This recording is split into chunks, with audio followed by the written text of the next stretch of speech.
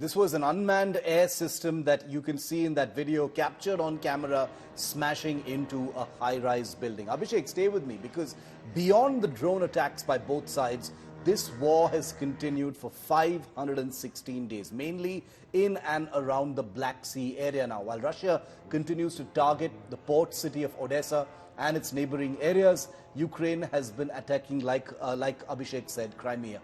In the process, the grain trade route has been further hit a week after Russia's exit from the grain deal. The war that rages in this region has been slowly enveloping and drawing in the world with each passing day. The question is, 516 days later, where is the Russia-Ukraine conflict headed? The Russian invasion of Ukraine is now more than 500 days old. It's no longer a war from all fronts, but it still goes on. In Ukraine, attacks are now concentrated in the southern region of Odessa and its adjacent areas.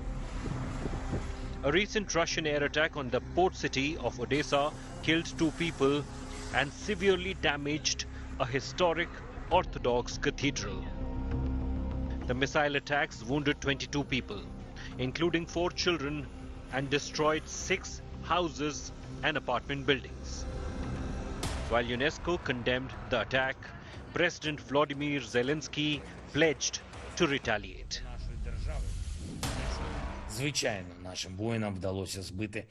Of course, our warriors managed to shoot down some of the enemy missiles and drones, and I thank each of our defenders of the sky for this. But unfortunately, the capacity of Ukrainian air defense is not yet enough to protect the entire Ukrainian sky. We are working with our partners as actively as possible to obtain additional air defense systems that can provide peace and security to our Odessa and all other cities and communities of our country.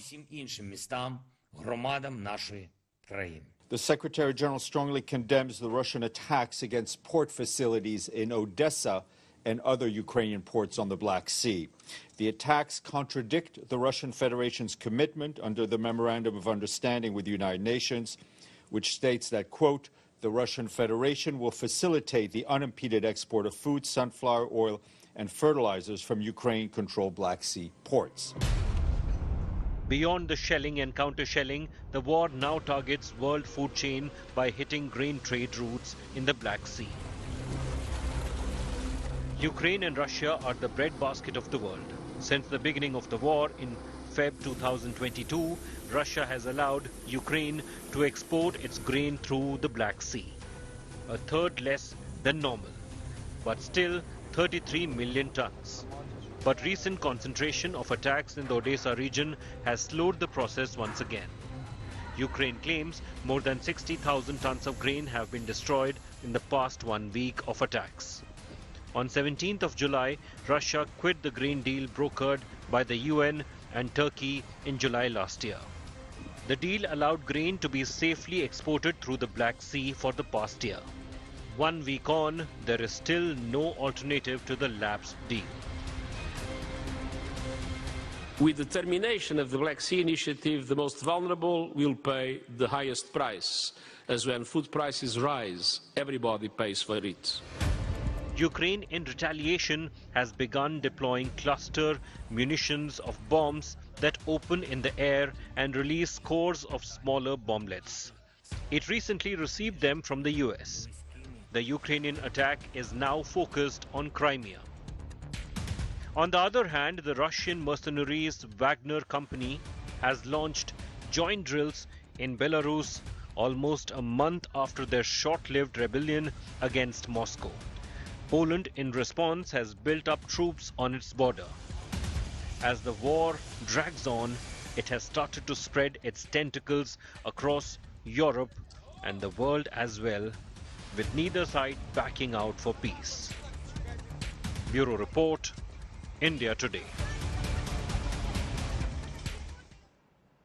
Back to Abhishek for another perspective on this, since he's visited both these countries and reported from there. Abhishek, over 500 days later, and you visited Russia and Ukraine twice each during the course of the last 516 odd days.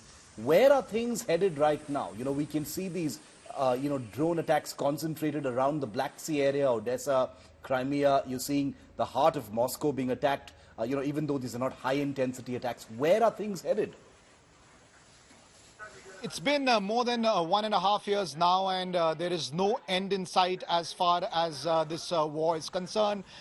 Every now and then there are reports that there could be some kind of a ceasefire, that there could be some negotiations, but nothing on ground suggests that that could happen as of now, because it's not just the eastern Ukrainian part which is seeing intense fighting, but you are having, missile strikes even in the west of Ukraine, in the city of Lviv.